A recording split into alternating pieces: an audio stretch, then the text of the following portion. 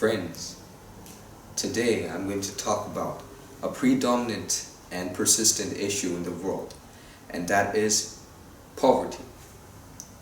In the book, To Kill a Mockingbird, Scout, the main character, brings us back to the times of the 1930s, which was the time of the Great Depression.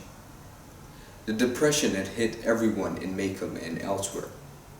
In the book, Atticus says that the Cunninghams, the farmers, were hit the hardest by the Depression. In those days, people had less aid and help compared to modern times. In the book, Reverend Sykes, the head of the Black Church, helped to collect money from the African Americans for Tom Robinson's family. Well, poverty has always been a sensitive topic for me. Whenever I hear the word poverty, I'm reminded of emaciated bodies and malformed children, hungry souls extending their hands, and despondence mingled with hope.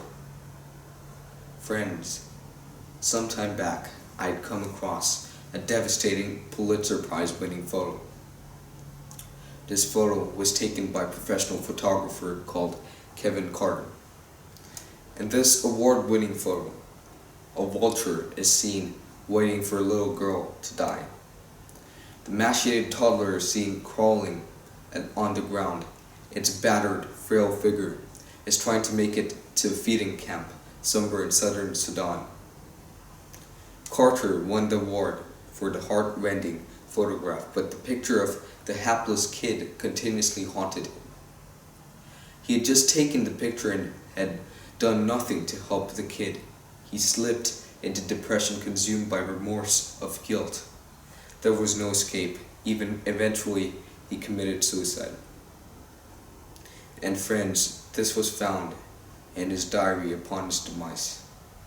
He had written, "Dear God, I promise I will never waste my food, no matter how bad it can taste and how full I may be. I pray that we will be more sensitive towards the world around us and not be blinded by our own selfish nature and interests." I hope this picture will always serve as a reminder to us that how fortunate we are and that we must never ever take things for granted. These were the words coming from the man who took his life. If hunger is the worst sickness in the world, then poverty is the cause of it. According to the United Nations, 21,000 people die every day because of hunger. Mostly children are the main victims. Another even more startling fact is that one person dies every 4 seconds due to hunger. 3.1 million children under 5 die due to malnutrition every year. The numbers are mind-boggling. All kinds of crimes, immorality, sins, vices arise out of poverty. Poverty is the greatest crime because all other crimes are born out of poverty. It is the source. Friends, poverty is not there because things are scarce. One of the reasons for poverty is because people are hoarding. Because people are greedy. If we live right now, there is enough, the earth is enough to give us. But we plan ahead, we hoard, then trouble rises. Have you seen the birds? They don't hoard. So there's no poverty. Have you seen a bird poor? Animals in the forest, nobody's poor. Nobody's rich. In fact, you don't even see fat birds and lean and thin birds. All the crows are almost alike. You cannot even recognize which is which. Why? They enjoy, they don't hoard. Now, let me touch another aspect impacting poverty. Surprisingly, it's a nexus between religion and capitalists. Poverty keeps religions of the world in business. All the religions have been serving the poor for thousands of years, and poverty goes on growing.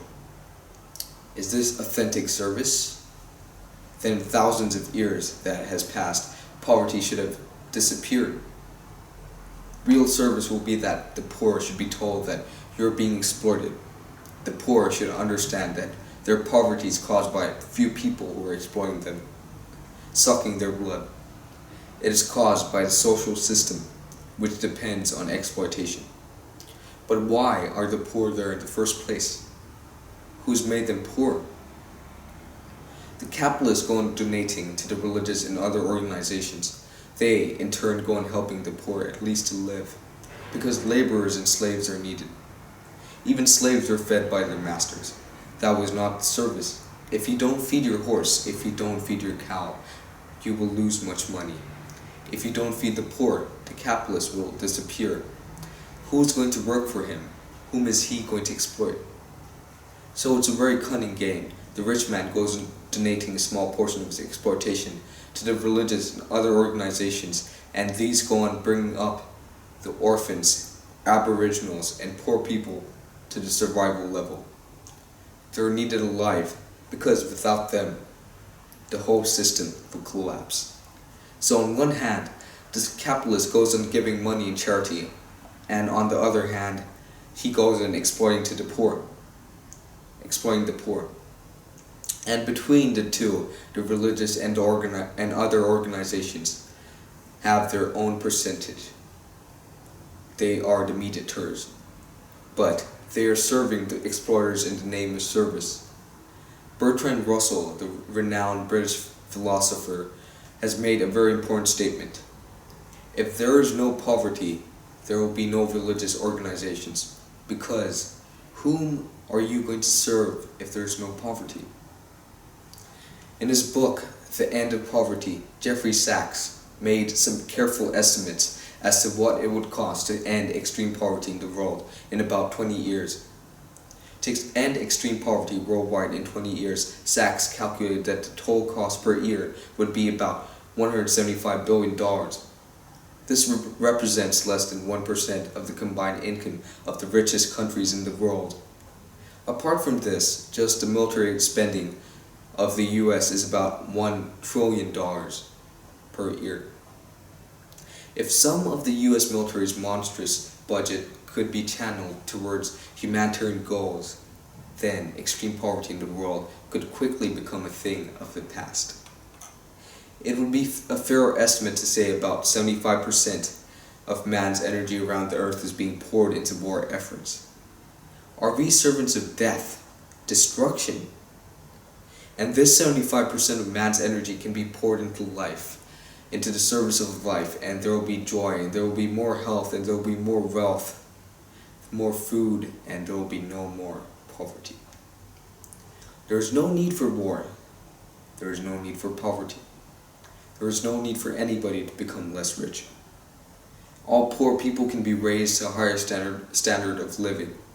My idea is to raise every poor person higher and higher and bring him to the level of the richest person. There is no need for poverty. No need for poverty. Governments and scientists of the world, if they have the willpower, can eradicate poverty from the face of this earth. All scientists of the world should just stop creating any war material. They should make it clear to the governments that they are ready to work, but they will work only for life and not for death. And it's a very simple thing. All the scientists who are serving the governments and creating more and more death weapons should just stop and start creating more and more life-enhancing energies. So the same energy, nuclear energy, which can make this earth a dead planet, can make the earth the most glorious, make this earth the most glorious and the richest planet in the whole universe. Imagine electrification and modernization of every nook and corner of this earth. Imagine the boon it can be to humanity.